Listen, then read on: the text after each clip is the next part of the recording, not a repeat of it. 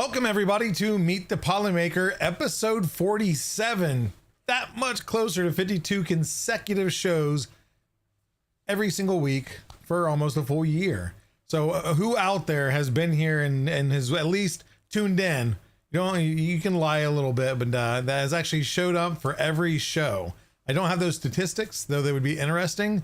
So for those that have watched the whole time, thank you. For those that are new here, welcome in. We are just a fun stream, a little variety type show where we share 3D printing news, share community prints from our Discord, and ultimately meet a new maker every single week. So we are at 47. We did have one repeat guy kind of announce Pete's hiring process to Polymaker. So we're at 47 episodes, 46 unique guests, and every single one has been a pleasure to meet. I think you guys will like the next one. If you don't already know him, you haven't met him before or haven't watched his streams, a good, just down to earth guy. So we'll meet that person here soon. But if you haven't yet, and if you are new here, we have a giveaway. Type in I am awesome in the chat right now. That'll enter you in. I'll give you one last chance at the end of the show to have a chance to enter in one more time. You can only enter in once, so you can type it as many times as you want. It'll only enter you once.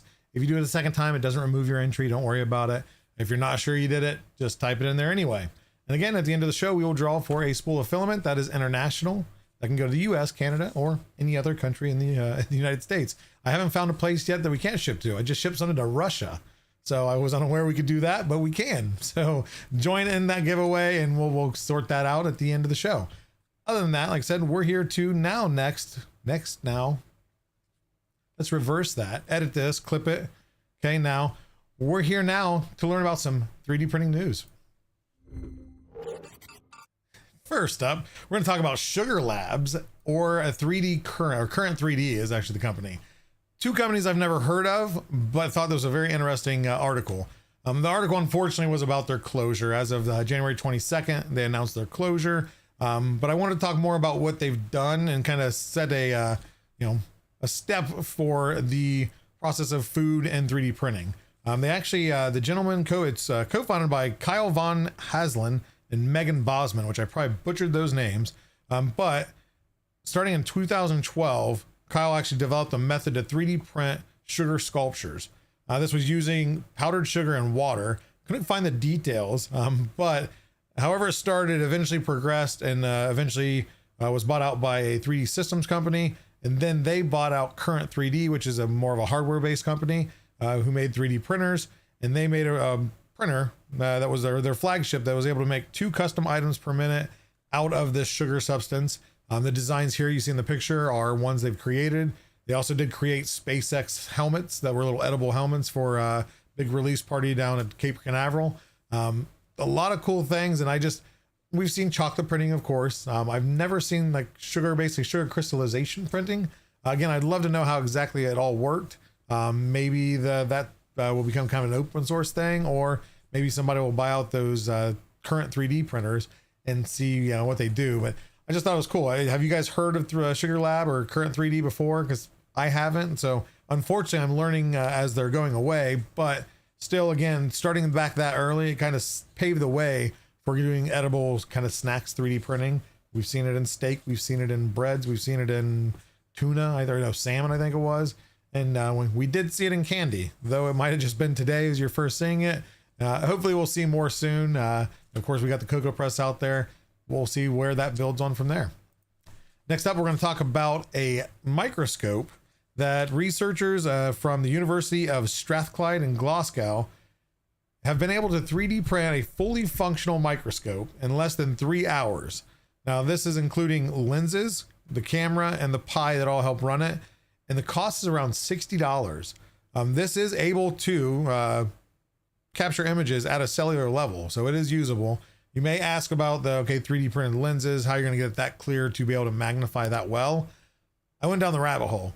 I have no idea yet. There's a lot of information. There's a company that actually has developed a method for 3D printing clear plastic lenses, and there's site after site, document after document, and I didn't understand half of what I got into at about the second document, so I don't know, but it is possible that everything 3D printed, of course, other than the Pi, other than the camera, is based on a design by Open Flexures. It's an open source design.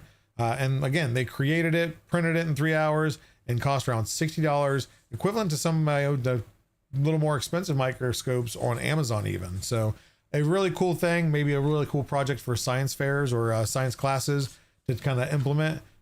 No kits I've seen available yet, but I'm sure eventually there's going to be something they can purchase to do their own if you'd like. Next up, big topic, RFID. Who's going to do it first? Who's going to break it? Who's going to crack it? Who's going to adopt it? Everybody likes that ease of use. Bamboo spoiled us with the RFID. Of course, you can only get that with their spools, but a lot of us use a lot of different filament. I use a ton of different filament, a lot of Polymaker, but I use other ones too. They have no chance of using the RFID through Bamboo right now because, of course, it's closed source, it's locked down. Open spool goes to potentially change that a little bit. Now, this is one of the first ones we're seeing on the market, so we have a lot of ways to go still. People have cracked some certain things. I think Crealities, they've cracked it to be able to work with standard RFID tags. But this here is just a wireless device that you can 3D print the casing for. The kit themselves are actually very affordable, but it's wireless, and it almost like the Bamboo or the Panda Touch. It kind of intercepts the MQTT commands. I don't know all the detail stuff, so I apologize. So it intercepts those, and it's able to change. So it can't control your printer, but it can change the information that's provided from it of what spool is loaded where. In the demo I seen, it was only doing a single spool with like an A1 mini or an A1, and it did work. But now with Bamboo's latest thing, kind of locking things down, will that disable this feature? Possibly. There's still a lot to go. So we're still in the infancy of this. There's still a lot of talks through different filament companies and different smart brain people that know what they're talking about and doing. We're gonna see more. This is like a start to it, and again, it just adds that extra convenience. You load something in, the profile is going to be exactly what you want. You're not going to print ABS at PLA settings and wonder why is it jamming up and why is it not working. It's going to help a lot of things. Just make things more streamlined for everyone, not just those who stay strictly in the Bamboo ecosystem and the Bamboo product. But right now, the OpenSpool PCB is available for $11. There's a whole DIY kit for $44, or a fully assembled for $56. And $10 more gets you a 3D printed case for it. That case is available on MakerWorld to print your own. If interested to look into it, is openspool.io. So again, we're going to continue seeing more and more stuff, but it's cool to already see something out there that is working for now. Next up, we got, can you hear me now? Good. Verizon, not Verizon, it's actually NASA, is looking to communicate from space to Earth using 3D printed antennas. So obviously we've had communication open with space, with the International Space Station, with all the different rockets and ships and capsules and everything else that have floated well out of Earth's atmosphere. They are now able to successfully 3D print antennas using a printer from a company called Fortify. It gives them full control over several electromagnetic and mechanical properties for printing these antennas. It's a 3D printed magneto-electric dipole antenna. And its first was attached to a weather balloon for testing, and then went up to 100,000 feet to test for environmental survivability, and it survived. So it's a first step. Again, one of those things. It's early infancy, but it works. So this is going to help there not only for producing antennas for communication to space, way cheaper. It's also going to allow then for 3D printers up in space to print a replacement antenna if say one is hit by Earth or space debris, or any other reason to print another antenna or extra antenna. Compared to regular antennas, they've established a baseline and have optimized the performance. It did not say if it was equivalent to the performance of a mass-produced or commercially produced antenna, but they say they've optimized it to be similar to. But just a cool way that we're seeing more stuff on Earth for space. And last but not least, we have a new feature likely coming to Prusa Slicer and Orca Slicer. It is there. It is available right now as a Python script to add, but it is a bricklayer post processor.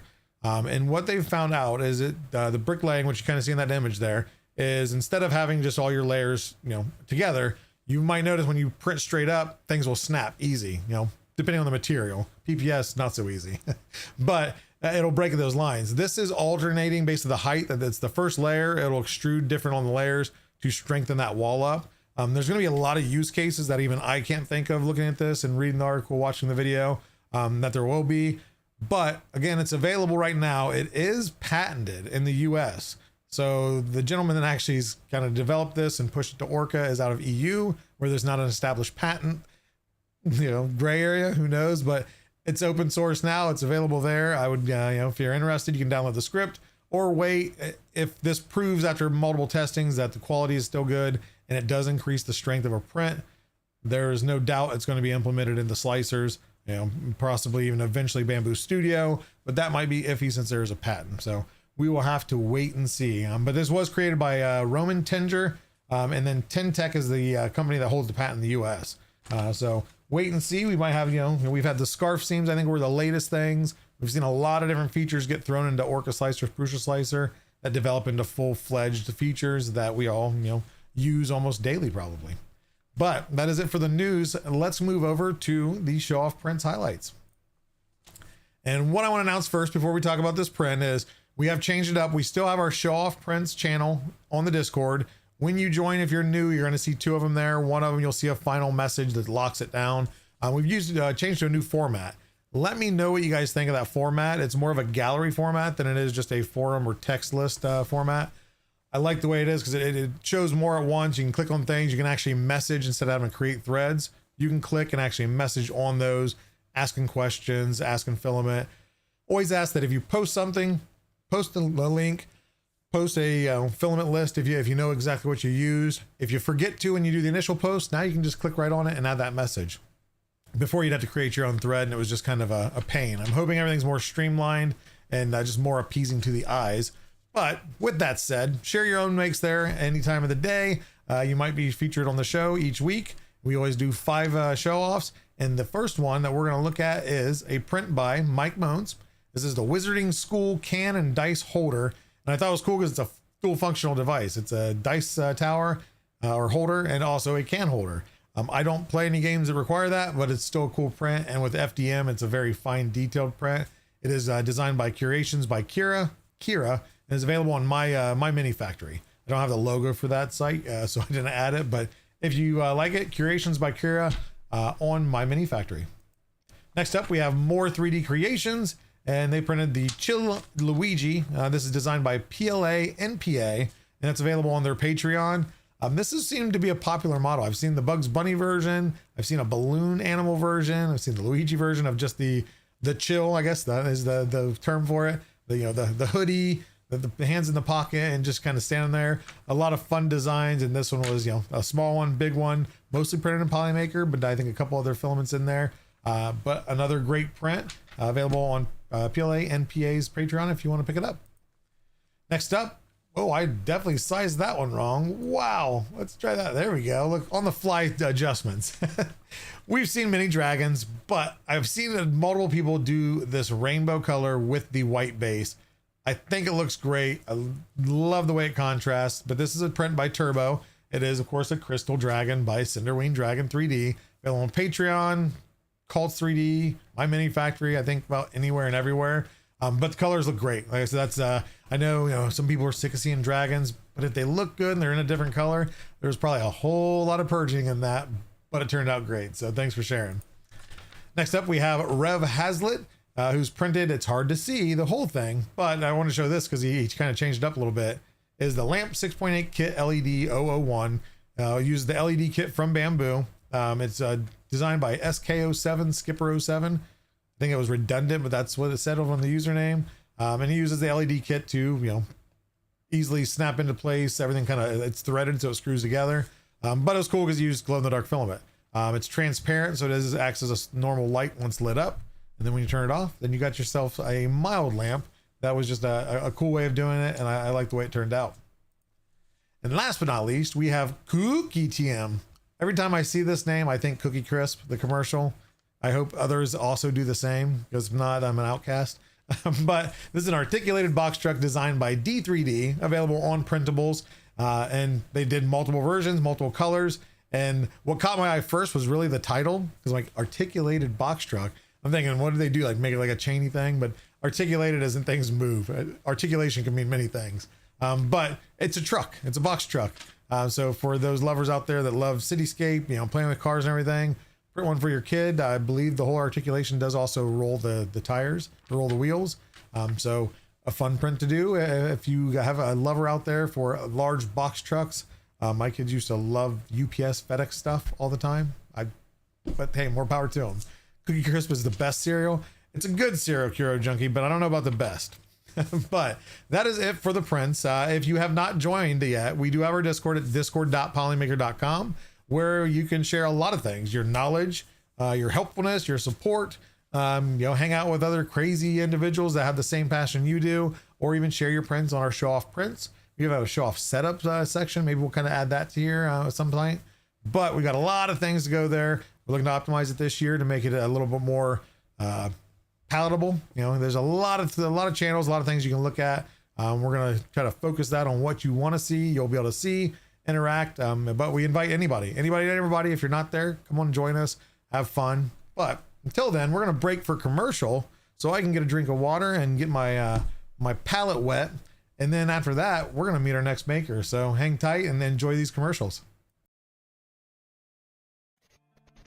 Imagine owning some of the best songs about 3D printing this Discord has to offer. Polymaker presents 3D Printing Hits by Silverback and Little D, the best renditions of some of the greatest hits of all time. Hits like Hallelujah,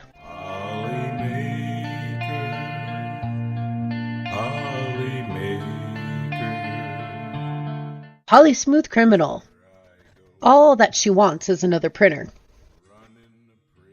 Print Away, There you go, print away. Still the TD1, All About That Bag, No Stabbies, and Polyman. It's a file tonight. We're all in the mood to see it extrude, 'cause you've got your printer tuned right. Reserve your CD today with a special TV offer by going to polymaker.com and paying $39.99. Have your credit card ready. Seriously though, this music was a joke. Go buy some Polymaker. This is Polymax PLA, the toughest PLA in the world, and today we're gonna put that to the test. I printed this very mechanical model and we're gonna drop it from the 12th floor. You heard me well, the 12th floor. Let's go!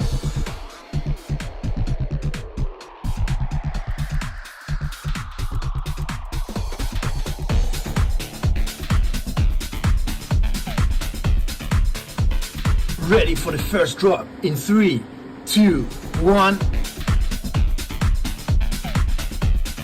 Whoa, that's crazy! Not even a scratch! Let's go and check it closer. Not even a single scratch. I dropped it again from the 12th floor and still not a single scratch. Buy your Polymax PLA right now! Performance may vary depending on usage, individual factors, and external conditions. Individual result may vary, not a guarantee of specific outcome. Consult your professional before use. See website for details and limitations. Use responsibly.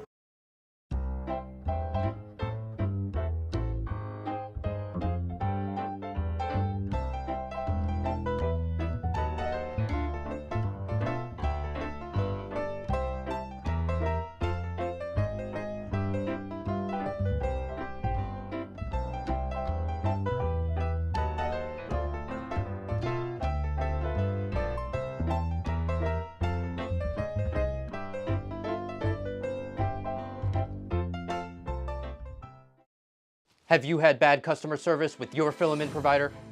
Have you ever gotten a bad spool and never got a response when you emailed the company? Well, that won't ever happen when you reach out to Polymaker. Some people say that no company cares about you. Wrong. Wrong. Wrong. If you never got a response after emailing a company that you've worked with in the past, you may be entitled to better customer service. We at Polymaker pride ourselves on good customer service, and we won't ever keep you waiting for a response. Email us now at support@polymaker.com and we'll get back to you within 1 business day. We'll fight for you.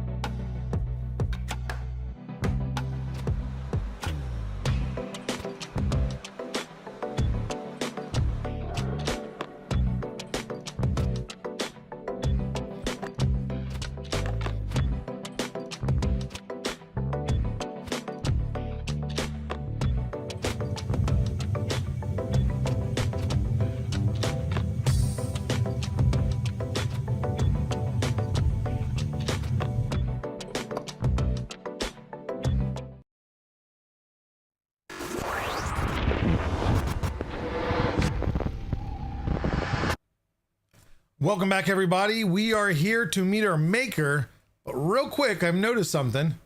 Our giveaway is not working. Somebody type in "I am awesome" in chat.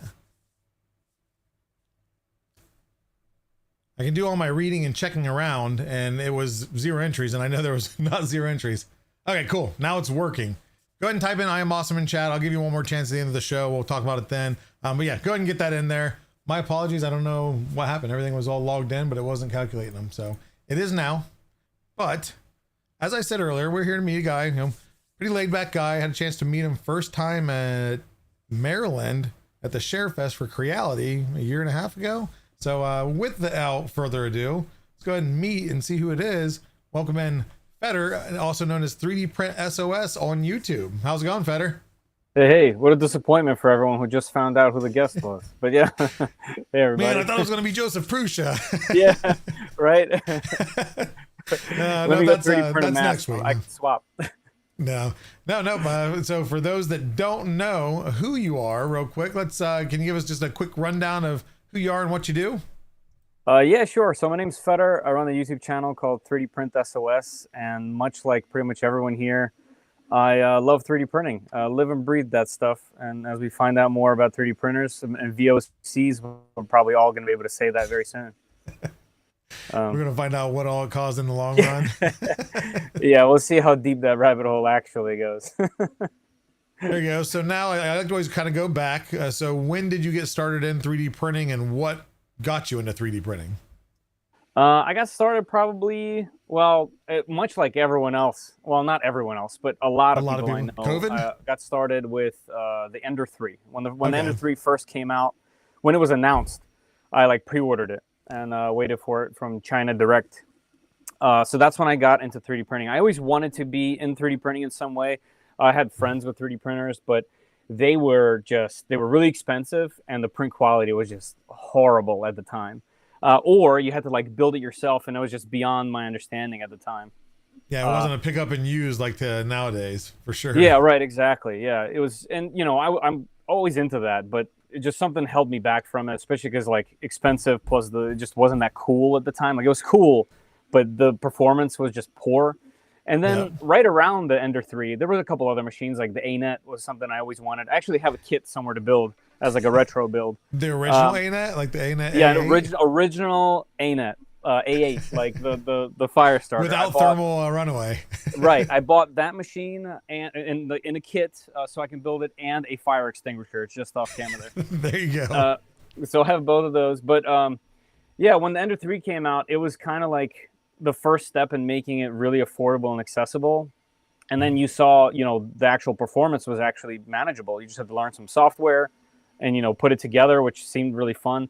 So yeah, I got into it that way. And I mean, from the first day that I assembled it, that was it. I printed every single day. I couldn't stop modifying the machine. I think a lot of people this will resonate with a lot of people. Is actually, if you guys were in the early days of the Ender 3, you might have seen my printer. If you've seen this green 3D printer, green Ender 3 with a whole bunch of things on it, probably more plastic than metal, that was mine. So I was constantly just trying to push it and see what I can print and make it out of plastic instead, and all that fun stuff. And then the clones started happening, right? You remember the Attack of the Clones, the 3D printer version? Yeah. Yeah, and I picked up a VoxLab Aquila 3D printer, and it was just a clone. It was a clone of the Ender 3 Pro V2, but it was a little bit cheaper, and it had just one or two more little tiny Extra features. Yep. Yeah, and like always, and I was kind of just captivated by the fact that it got so much cheaper, but still the performance was better.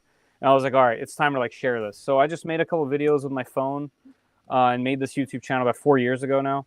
And yeah, I just started with little tutorials here and there. I found that reviewing machines was really fun. For me, the machines themselves, getting really into the weeds. Get to play with it, yeah. Yeah. So I started designing my own. I think that a lot of people start this way too.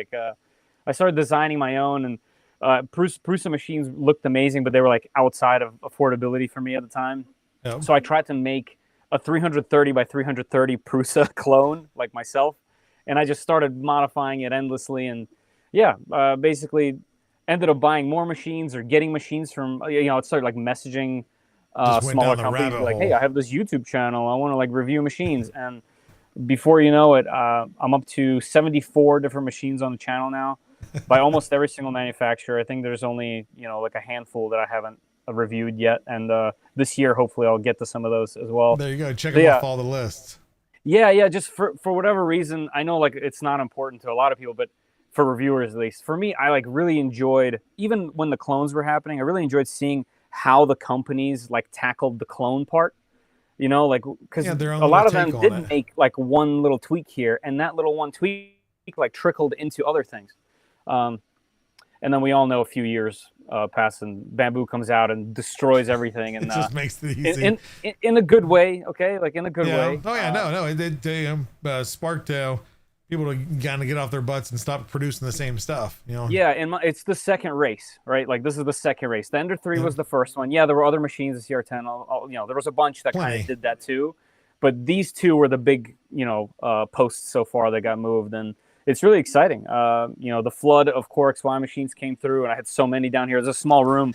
You can imagine I'm like surrounded by them. Yeah. And it was just still really cool. And then you get into Vorons, and then, before you know it, you got tool changer things happening and all kinds of builds. And One of these days I'll go down that route because I really want a tool changer. So, one of these days.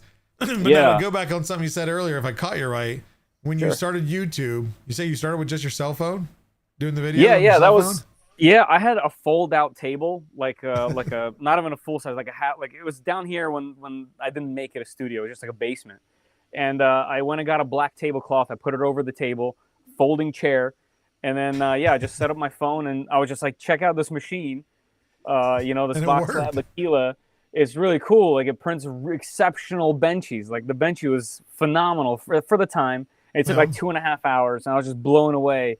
Because it was under $200, I think, at the time. So it was just really cool. So yeah, I couldn't stop. I still haven't stopped. And now you went from that cell phone, which was probably like an iPhone 7, to I noticed the camera, follows you, watches you. You got a whole studio. Yeah. It just happened. So now, how long have you been on YouTube then? 4 years, I think. Just 4 recently. years. Okay, so late December was the 4th year of this. Did you notice? Awesome. When did you notice your best uptick? Was this during a certain phase in 3D printing, or with a certain video, or did you it's always just been a momentum that's been rolling ever since? That's a good question. It's been like if I ever zoom out on the analytics, everyone always looks at their own stuff, but yeah, it's been kind of constant. even. Like my channel's never really blown up like others that have come up, but I also like, this isn't my full-time job. I'm a web developer, web designer, not developer. I run a small web development firm, web design firm. So this is a hobby of mine. I want to keep it that way. And just, obviously it's bigger than that now, but still, I'm a hobbyist. I like tinker with everything. I take everything apart. I'm literally surrounded by things that I love designing, and then coming down here in the morning, and the design is, like actually in front of me. That part, heck of a feeling. Yeah. So, but I think what's nice is you've taken that hobby, and of course, like you said, you do the videos, and not that it's easy work. There's still work involved in it, but and now, like, of course, it's got you that access to get to try these new printers. So it keeps that spark alive. I think is just new stuff, whether it's a good printer, bad printer, whatever it is. It's like you said, you like to just see different people's takes on things. So exactly, that's my favorite part. And then there's another part of it too, with like the actual models. There's so much talent out there. I mean, all the typical websites to get your STLs. You go on there, and every single day there's just something where you're like, wow, like every single day. And that's also really exciting, because most of that stuff is free or really inexpensive, and you could like just print it here. Like it seems like it's an incredible time to be alive, and I'm just happy to do it, and that's why I keep doing it. And also, I think that if I didn't have this as an outlet to like design and create and do stuff, I would be modifying like my fridge and my microwave, and my wife would just kick me out of the house. So breaking things left and right. Yeah, just how I do it. With all these new models, like you said, is every day you go on there's something new suggested, and it's awesome. It's great. Do you have the same problem I have, is where there's too much, and like you don't know what to print? It becomes like all the time indecisive. Like there's 800 things I want to print. And while I have the capability to print most of them, I end up printing few of them. Yep, or none. Or I'll just end up printing a part for a printer, Or I'll go and calibrate a machine instead. Yeah. I call it printer block when you have so many things you can print and you just don't know what to print. It's like, I've got open printers. I want to print something. I know they can be spitting out something, but yeah. So now with your studio, of course, you've had a ton of printers through there. What do you typically, how many printers do you run in your studio? Not necessarily all at once, but what do you have set up right now that you can go print to? Well, everything behind me I can go to print to. I have some off camera too that I can print to if I need to, but that's pretty rare. I think usually what I do is I'll be either testing a machine and like working on a project at the same time. That's usually how I like to do it, because otherwise I'll be overwhelmed. So sometimes if it's like a multi-plate thing, like maybe one of these death racers will be, I'll be running, 5-6 machines at the same time, because that's pretty much all my brain can handle while working on other stuff. But yeah, usually everything that you see behind me, I typically try to keep, running so that I can use it at any time. And then, I'm just limited on space, so I got to cycle them. So there's going to be a new wave of machines coming through. You guys all know all these announcements for new machines here and there. Elegoo, Anycubic, exactly. Creality's got some extra ones coming out. Bamboo, maybe eventually. Right. So usually what I do is the one that I'm like either reviewing or working on at the moment, I keep here on my desk. And I'll be doing that, or like moving it. Like I have the T1 Pro that I'm currently in review. It's behind my clone back there. So I'll not seen but heard. Yeah. So yeah, that machine. Did you say not seen but heard? Yeah, I don't have the T. I have the T1, the original T1, and I got the upgrade kit, and it's quieter, but it's still loud. I was just doing a stream yesterday where I got this thing running again. I had a belt issue. It was a Micron kit, and I forgot what quiet printers are like, because I've had this thing for a few weeks, the T1 Pro, testing it, and it's been right here next to me. Like, this is where I work. So yeah, it's a very loud machine, very fast. It has its like place in the market, but yeah, you can't have. It's not a machine that you're gonna have next to you. Like, it's not. You put it in a different room. Not unless you like a constant vacuum cleaner next to you. Yeah. I mean, you gotta pay for the price of that speed. Like that, it's incredibly fast. It really is. Especially if you put a bunch on the build plate, even the fastest machines, like the X1C is plenty fast, right? I populated both of them, and it was almost half speed, like half the time rather. So that's pretty cool. Like, yeah, it might not be for everybody, and it has its drawbacks with the funky size and shape. The delta and what the max thing is. Yeah, right. So that's exactly what I'm talking about. Like, that part is my favorite. Like, I have a V400.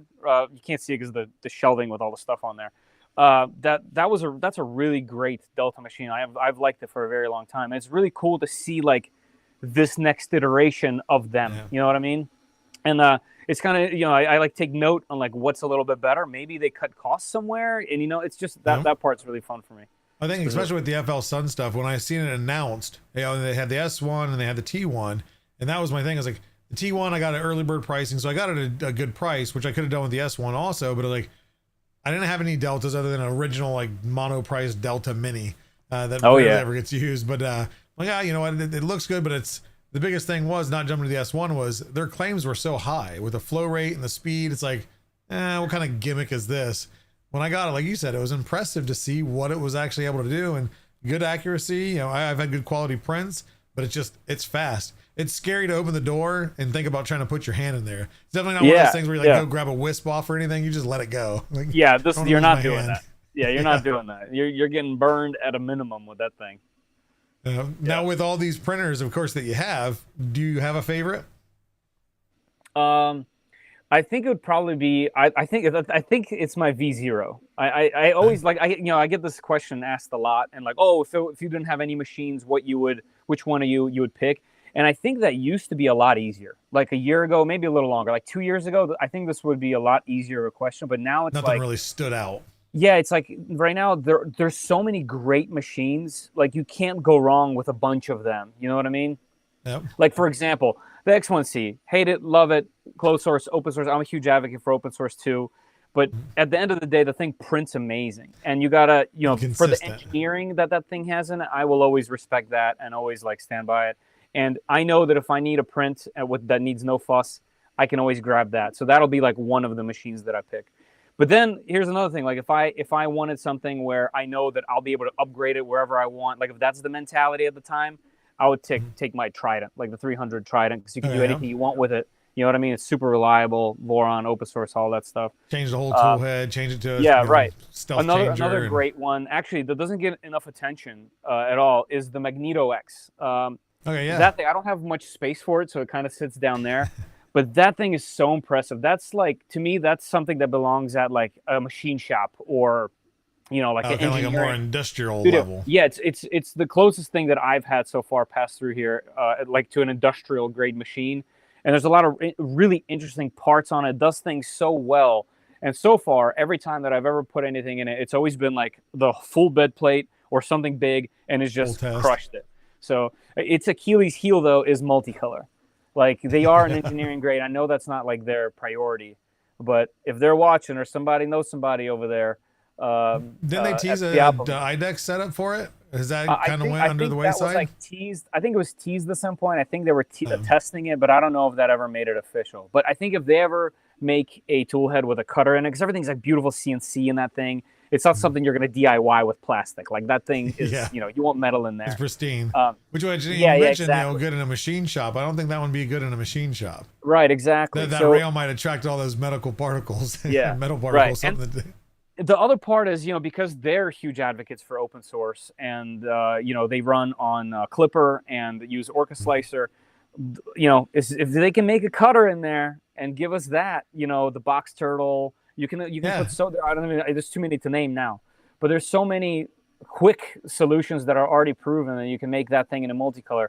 That machine in that size with that build quality, that price with multicolor, end game printer. There we go. Yeah, I've only seen one in person. Was it back in like 3D Printopia last year? I think it was. Yeah. And of course, it was. They had issues with the shipping, so it didn't run. So I'm waiting to see the machine. This isn't the machine you saw. This is the machine that was missing. So I'm local to 3D Printopia. They're here in Bel Air, like literally, really near. So yeah, I got in contact with them. I'm like, listen, I've always wanted to review your machine. And they were gracious enough to locate that thing and send it over to me. Awesome. So, which speaking of being local to 3D Printopia, of course, like I said, I remember seeing you first at 3D Printopia. Well, it's the last year of 3D Printopia. And didn't you have Creality come to your workshop and check it out? Was that not last year, or the year before? Oh yeah, that wasn't this. This wasn't this. Yeah, it was the last year of 3D Printopia. The year before, yeah. Yep. Yeah. So Creality, So interesting story. They needed to ship a bunch of things to their booth early on so that they can have it here from China, obviously. Yeah. And they found, I guess they were sending me some machines, obviously, right? And they saw that I'm in Bel Air. So they asked to use my garage. Yeah, so I technically housed all of Creality's booth that year for before and after, because they had that after the ShareFest as well. The ShareFest, yeah. So while they were coming to pick it up, essentially, to move the stuff to 3D Printopia, they stopped by the studio, did a little interview. They asked me a bunch of questions, like genuine feedback about the K1 Max at the time, which was kind of cool. Like, they related right back to the engineers. That part was actually really neat. Didn't get the light of day anywhere else, but that's okay. It was just a cool experience. It was at least pushed to somebody. That make a difference. Right. And at that point, they also scanned me because they had the new scanner at the time, and that's where this came from. I was like, listen, guys, I have the K1 Max. You guys just scanned me. I think we're doing a 1-to-1 in Creality filament. So that's how this came about. Just perfect, yeah. Monstrosity. How odd was it to dress yourself when it was finished? It's permanently odd. I was just mentioning this in my live stream. So I have a lot of reflective surfaces here. Like, sometimes, you'll be watching a video and the screen goes dim for that moment. And in that moment, I see my face, like, behind me. Every single time it's a jump scare. Like, I jump scare myself for the past, year and a half? Every time. So yeah, it's awkward. Like, who's my workshop? Yeah. Everyone that walks down to the basement here, everyone's like, oh, like, it has that first few moments of shock. And then they're like, why did you print yourself? You absolute weirdo. See, I need to find somebody with a key to your place that can go in when you're not there and just slightly move it like 6 inches every time. Oh, yeah. Wait a second. I actually have a funny story about that. So I have a neighbor across that we chat with all the time across the street. And what I did one day in the summer is I put him in my front door, like behind the screen door. And then I walked around to the side to the window, and I watched him for 20 minutes have a conversation with him from across the street. It was magnificent. It was one of my favorite videos that I have. He's like, oh, he's making jokes. You know, he's like waving at me. He's like, having a good old time. Yeah. And then I open the garage door and I'm standing there. And he goes, like, what? Because I assume you had him all dressed up already, right? You had all his clothes on? Yeah. So I just ended up standing there. Oh, so that's great. I think that alone made it 100% worth it. Oh, yeah. So. And how long did it take you to print that? Because obviously you did it in sections. That Magneto probably all on the K1 Max? Yeah, it was at the I would say probably a month. I didn't do 24/7. It was just like whenever, but about a month's time. I think it was about 16 spools total, and then two bottles of 3D gloop to put them together. But I made them so that the limbs and all the parts that are different color are all held in with Velcro, so I could technically so you can pop take it it off. apart. Okay. So yeah, like one of my goals was to do this in multicolor, so that that'll be. I just thought that was a fun test, so that was kind of the point. And I could take them apart and move them places, and now, in case anything weird anybody else all the pieces, or did you use like a Lumen, or what software did you use to split it? I started with Lumen, and I had a lot of trouble, and I actually ended up asking Creality to do it. Even easier. And they did it. Nice. Well, it all worked out though. Yeah. It was Joy. Some of you guys might know her. Joy from Creality. Very kind, very nice person. I was like, she's the one that's usually doing the scanners at the ShareFest and the events. Exactly. Yep, So she was the one that scanned me. So I was like, listen, I really want to do this, but I can't. So she must have forwarded around someone to Creality. Somebody who could do it. Yeah. Like I I have some design skills, but for some reason editing that and cutting it up, I was just like, all right, I need help. Now I know I seen it in chat earlier during the I don't know if it's during the commercial or during the news. Is you made a mention about the drones in your area flying all around. So, how many of those drones are yours? Because you've flown some drones and you've crashed some drones and you've lost some drones, right? Yeah. Yes. One was a plane. That was That's right. That got your attention. Here's all that's left of it for those that care. It was using some extreme PLA by 3D Max. But yeah, I'm a licensed drone pilot. I do some drone work for work, video related and photo related. But I'm also into FPV drones. I just love flying FPV. I think it's super fun.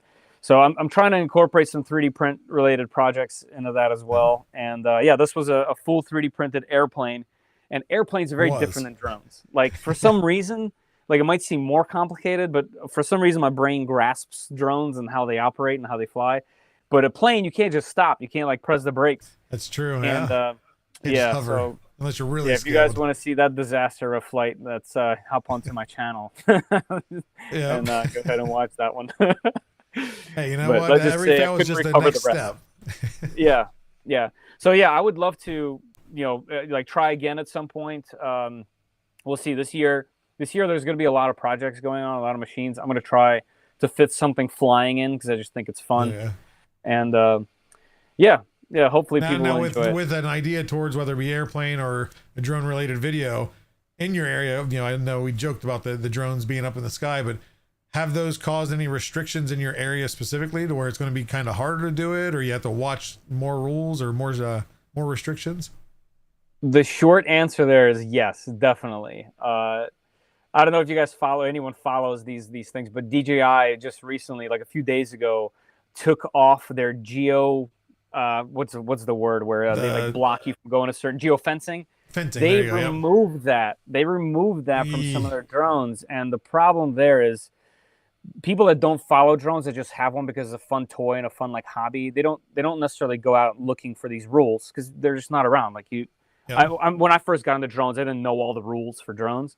So that you'll fly sometime and like your drone isn't going there anymore, and it'll tell you, hey, you're going to restricted airspace, and it tries to stop you. And now that that's gone and you can just go into a lot more trouble. Yeah, I just feel like all the restrictions around drones are about to get significantly worse. Luckily, though, if it's just recreation, you should be okay. I think the only people that really get hurt are the people that have actual licenses and do it professionally, unfortunately. Because it's the everyday person that follows all the rules that gets kind of screwed over by that kind of stuff. But Yeah, but I think for our purposes, I think it'll be fine for a little while. And yeah, I still follow it all the time. So Man, it's I not like you're extreme. Like you're going to just fly it, mess with it, see what it does, and maybe crash it into a tree or two. right. Yeah. It's usually like in a specific. Yeah, nice, nice. I see what Little you did jab there. There's a field involved and lots and lots of trees, very deep into the woods, like 45-minute walk into the woods. That's what you're just supposed to say. It was high winds, okay? It was 3D printed. It was lightweight. It was a high wind. Like it was even gust. worse. It was worse. Let me tell you the story. It's a spoiler for the video, but that's okay. It's still a what fun happened video was, to watch regardless. Yeah. I wanted to just taxi it around, which means like just going back and forth because I put larger wheels on it, printed on TPU, and just to kind of get a feel for how far I needed to go on ground before it starts to take off, before you actually do it. Just a little test. And one of the wheels broke off. It was just a rough, place where I was doing it. It was in, there's grass. It just broke off. So in my mind, I'm like, wow, it's been months since I had time to do this, and I'm already out here. My cameras are on. I'm like, that's it. I'm gonna take the gear off, the landing gear, and just throw it, because you could do that. But in that time, I didn't think that the the weight is gonna shift towards the back, because the landing gear that's larger isn't in the front anymore, and a rear heavy plane only flies once, as they say. And I didn't compute that in the moment, just running off adrenaline, and I just sent it. And as soon as it caught any kind of wind, it was just, the more I tried to bring it back, the further it went, and it was just going, and just gone. So yeah, that was a valuable lesson for all kinds of things, for materials that I used to print it, and also just everything that I chose to do. So I can't say I probably won't make that mistake again. Let's not make those promises. Right. Maybe more extreme and more entertaining. Yeah. Who knows? Yeah. We'll see. So take the views any which way you can. Right. I think the next thing I'm going to do is I'm going to try to mix both the things together. So a plane, you're usually flying at line of sight, where you're standing in one spot and you're looking physically with your eyes. Which I can't. That's hard as heck to do. Right. And FPV, you're in it. And it's not that it's easier necessarily, but you're the object. You even forget sometimes that you're standing there, right? So you get a better bearing of which way you're looking, which way it's tilted. You can adjust there. Right. So there's this type of plane called a wing, and it's essentially just a large wing. It doesn't have a fuselage like a plane that would hold people in it. It's just like a wing. And with those, you can run FPV cameras on them, just like drones. So I'm thinking something like that could be fun, maybe after one of these builds. Would be a fun little thing to do, and it'll mix both of those hobbies together, kind of trying to actually fly a plane, but also having experience with FPV and knowing what it's like to, actually fly something. So I don't know. We'll see. We'll see how far I can send that sucker into the woods. Well, we're getting close to the end here, but so anybody that has any community questions over in the YouTubes or the Twitches, if you guys have any questions for Feder, make sure to ask them here. I'll try to catch up with any ones that I see. I don't see any yet. Other than G Fixler, when we talked already about the drones. Wait, this guy is the drones? He's not the drones. He's just me. It's me. I fly them all. Come on my channel and find out. Thanks. You just got the whole show flagged by the FAA, CIA, FBI. FAA is coming our way. Yeah. Let's see here. Bezliz asks, what PLA goes best with milk? That's a very good question. It's the kind that has horse bits in it. Polymaker might be making that for me later. The creators both horse bits, real bits of horse. Horse bits. See, but now we got FAA and all sorts of natural resources coming at us now. This is just going downhill. And ASPC, all of them. Polymaker, I'm sorry. 3D printing over on YouTube asks a MyTech Fun question for you. PET CF, heated chamber, or no? I've been running it with 45 degrees C chamber. Do you have much experience with PET CF? Not specifically CF, but chamber. A lot of things like that run better with a chamber. Especially filaments that to get fused together in between layers. Yeah, I think a heater would be good. That's actually what I would run it at. I wouldn't run it much higher than that because it's just PT.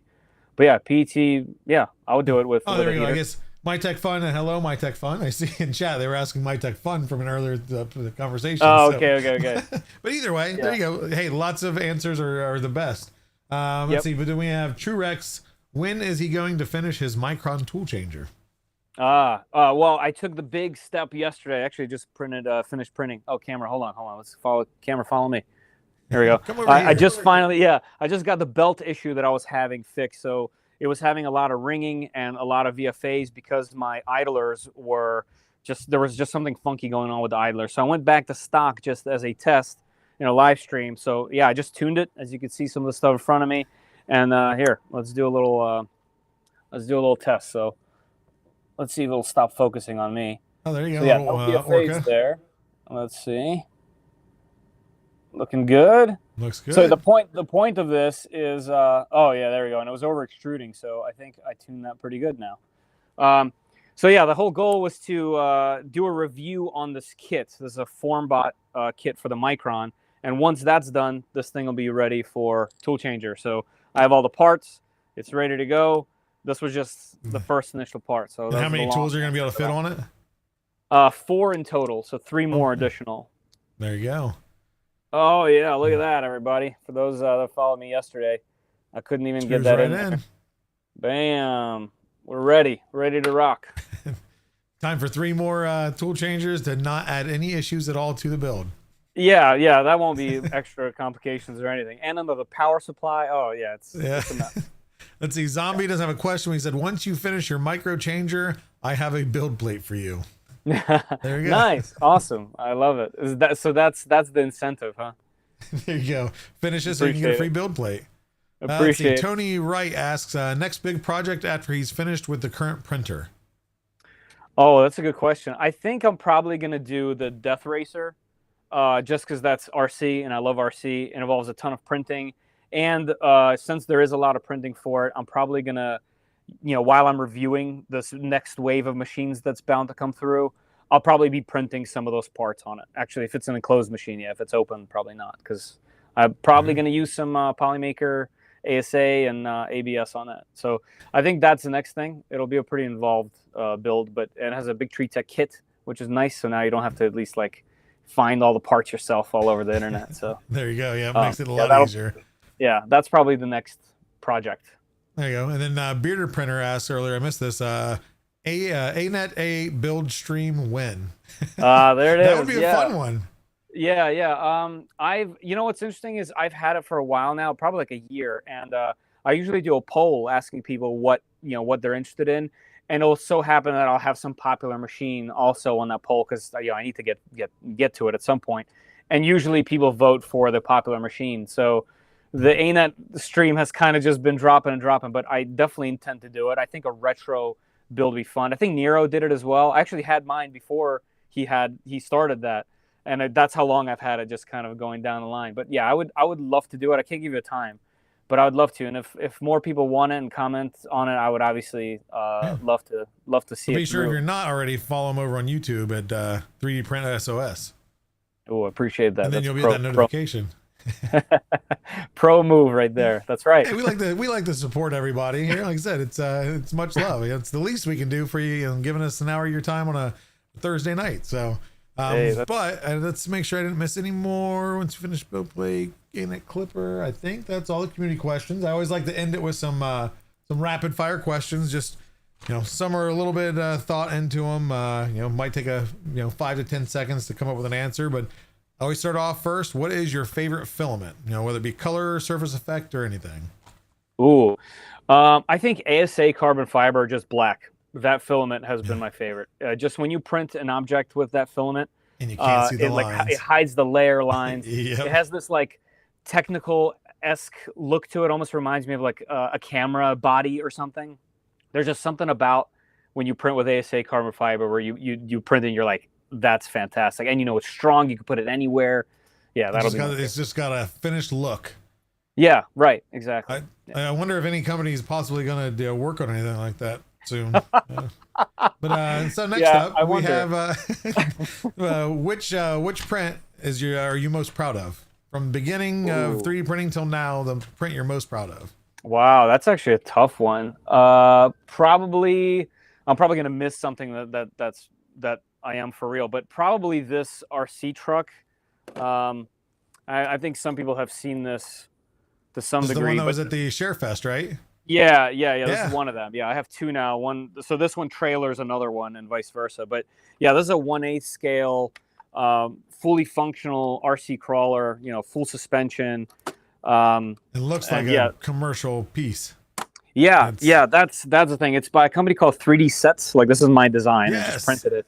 I just shared somebody's printer on the show last week. It's getting they're getting more and more popular, and they have a ton of different models, which is really cool.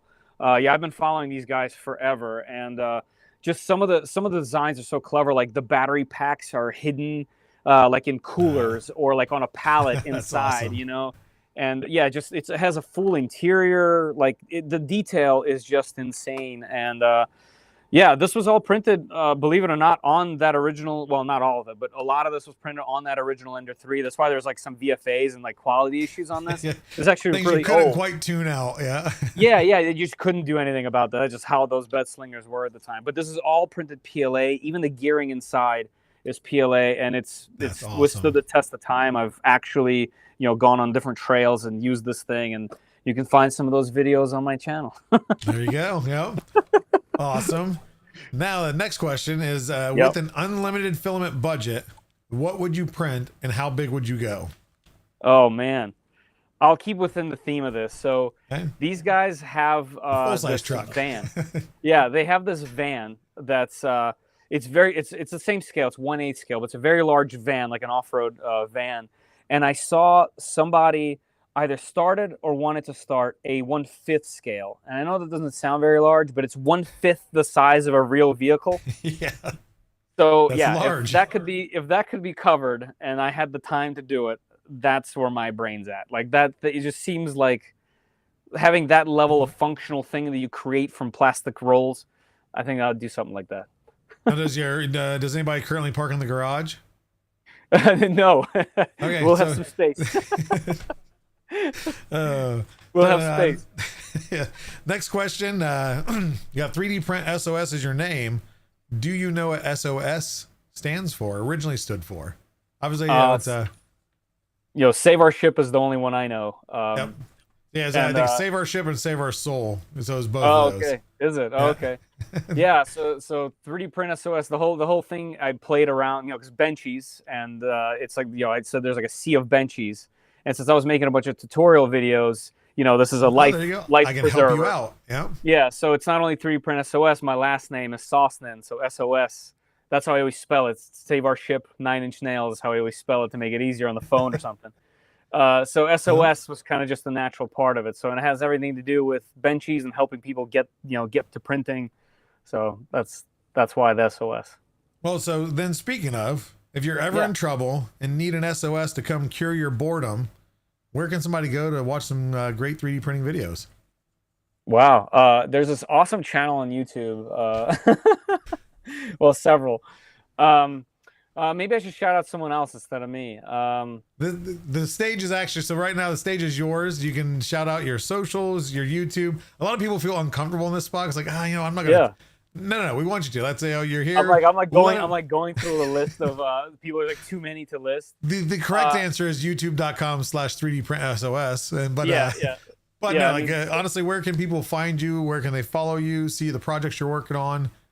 Some of the cool stuff that I also do, like on top of the YouTube video stuff, is found on 3dprintsos.com. So I have a bunch of cool shirts you can buy there if you like. I just have my logo stuff here, but a bunch of cool 3D print related shirts that I've designed. They're not like AI art; they're like stuff that I designed. Some cool like mats for your table, or mugs. Like this one's called Hot Ends mugs. So just a cool 3D print related merch that way. I also designed my own little handy dandy.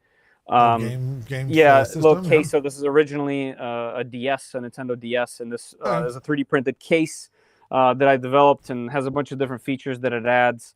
I also sell these. I make them to order as well if you guys are into like retro gaming, things like that. So 3dprintsos.com is a good place to check some more stuff out. There you go. Well, I greatly appreciate you coming on the show. Everything, it was nice getting to know some of the innards and details of stuff, and sharing some of the fails. The fails can be fun too. Right? But no, I look forward to working with you on some future projects here soon. Yeah, again, thanks for coming on the show, and I'll let you go and have the night to yourself. Yeah, Joe, thank you very much for having me. Thank you, everybody, for watching. And yeah, I'll catch you all in the comments. Hey, have a good one. We'll see you soon. All right, later. And there you have it. Guest number 46, episode number 47 in the books. And again, just a great guy, easy to talk to. And just like, I can't say it enough. He's down to earth. He's just a very just nice, relaxed guy and a fun interview. Like I said, even though I took a couple jabs at him for the crash and stuff, but that's kind of, quick story is kind of how, and I knew of him, but that's, me and his introduction to each other through the form of, community manager and his content was that. So anyway, if you haven't yet, make sure to type in I am awesome in chat. It is working now. So if you haven't done that, I am awesome in chat. You'll see somebody do it. I'll confirm when I see somebody do it in chat. There we go. We got Eerie Drum. Typed it right, copy them. Do exactly what they're doing. Punctuation, no. Capitalization doesn't matter, but you got it there. But with that said, we are here every single Thursday at 7 p.m. Eastern Standard Time with Meet the Polymaker, where again, we have a new maker that we interview every week. It's always fun getting to learn these people, their backgrounds, maybe where their name came from, what they're involved with, and future projects.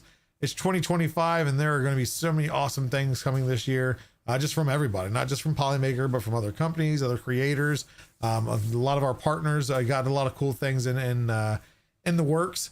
So again, we're here every Thursday, 7 p.m. If you want to come watch again, we are on YouTube or Twitch.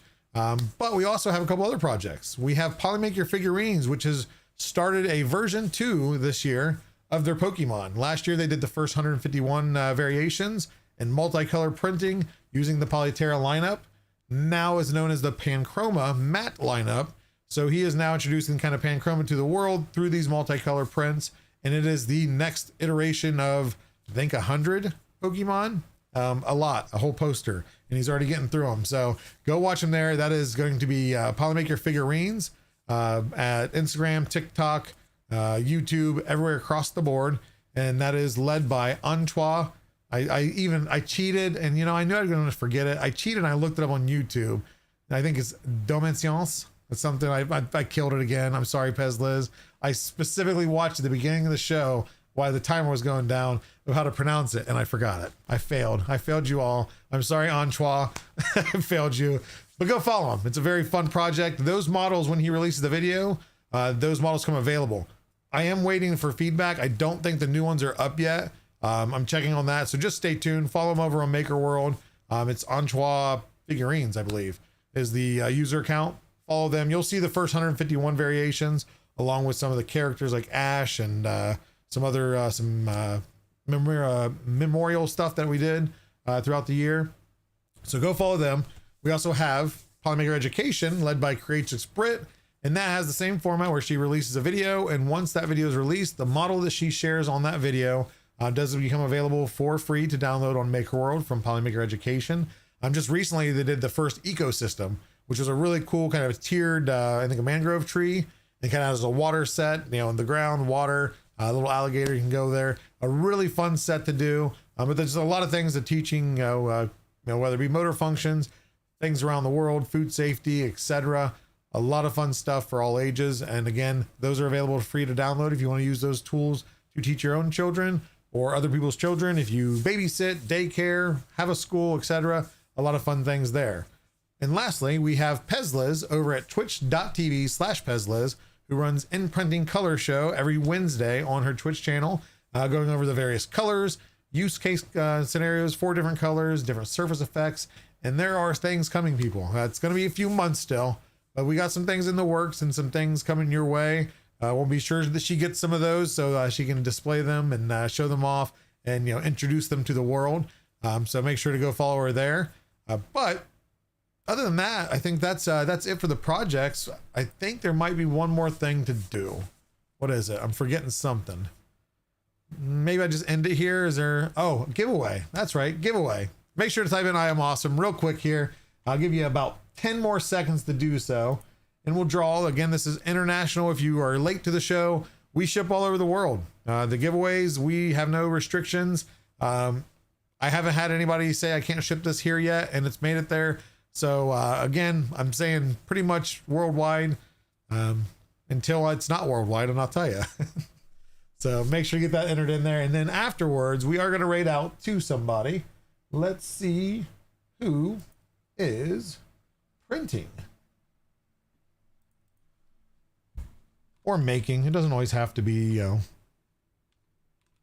printing, but also I'll get it out because I ramble a lot. At the end, I always ramble a lot.